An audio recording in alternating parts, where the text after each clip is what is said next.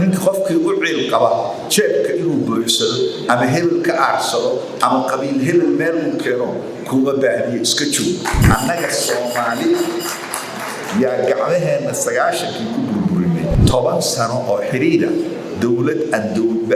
dawladu ka jirin annagaan aragna Soomaaliya khatartaas ku jirta ayaa aniga iyo nagaadba u yeertay anigu ma jecel xukum ma jecel siyaasad anigu ma haysto dana gaar ah kama lihin xukunka Soomaaliya oo Ilaahay inuu yahay aad jeebabka ka soo buuxsatid uguma socdo qabiil hebel aad ka argusatid ama shaqsi hebel uguma socdo oo marka laga hadlayo lagu xanto awoodda ugu badan geeska Afrika halkaas ay taala oo lagu xanto ammaanka ugu badan geeska Afrika xaggaas u yaala oo lagu xanto dhaqaalaha ugu fudud ugu saldhig adag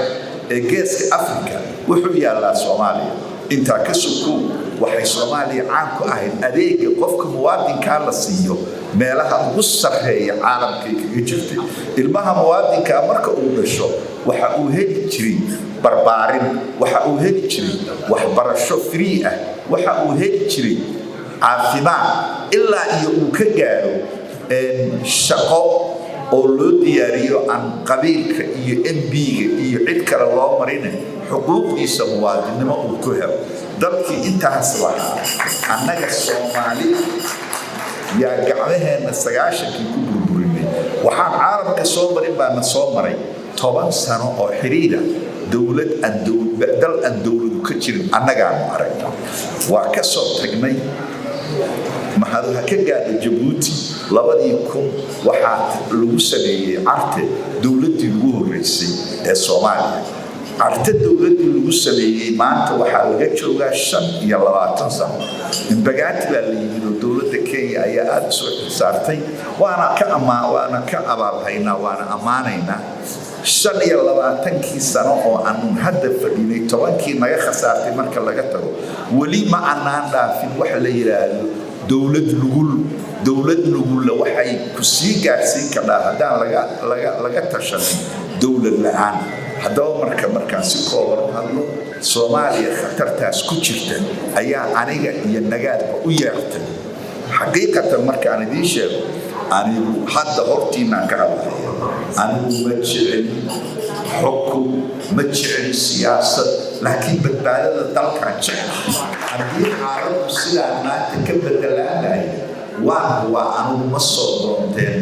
xukum iyo siyaasad ma soo doonteen laakiinse tan maanta joogta waa waajib muqaddis ah qof kasta oo Soomaaliyeed dawlad nugul oo ku gudbin karta dawlad la'aan in laga istaago anigu waxaan u taagnahay oo aan idinla wadaagayaa sida aan ku imidna aysan ahayn choice anigu aan leeyahay ee isxilqaan ay tahay inaan murashax madaxweyne noqdo xaqiiqatan marka aan idin warramo anigu ma haysto dana gaar ah kama lihin xukunka Soomaaliya oo Ilaahay inuu yahay aad jeebabka ka soo buuxsatid uguma socdo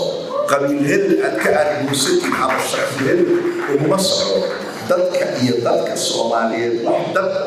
armaan halkaas ka gaari ka dhaawaan u socdaan armaan Soomaaliyeed aad aqoon jirtay oo in badani oo hadda meelahan iga muuqda ay wixii adeegii aan sheegay ka soo faa'iideysteen oo anigu aan ka mid ahay inta caafimaadka iyo nolosha la haysto armaan wax ka celisaa baan leeyahay qofkii aan dan intaa ka badan lahayn diyaar waxaan u ahay soo dhaweynaya inuu najon gareeyo ninka qofkii u ciil qaba jeebka inuu buuxsado ama hebel ka aarsado ama qabiil hebel meel uu keeno kuma baahniyo iska joog saansaanka sidaan ummadda Soomaaliyeed ka arkay waxaan rajaynayaa ummadda Soomaaliyeed waxay qabsatay ayadaa qabsatay meeshay gaartayna ayadaa gaartay hadda sida ii muuqata Soomaali waxay diyaar u tahay kacdoon lagu bedelayo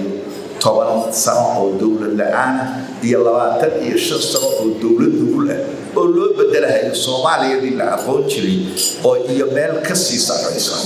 Soomaali waa la soo tashan laga bilaabo Australia ilaa Canada geyiga Soomaaliyeed oo dhan iyo geeska Afrikana waa marnay waxaa ii soo baxday in Soomaali hoggaan u baahatee ay diyaar tahay danaheeda inay Soomaalinimo iyo dowladnimadeeda inay qabsato midda aan u taagnahay aniga waa midaas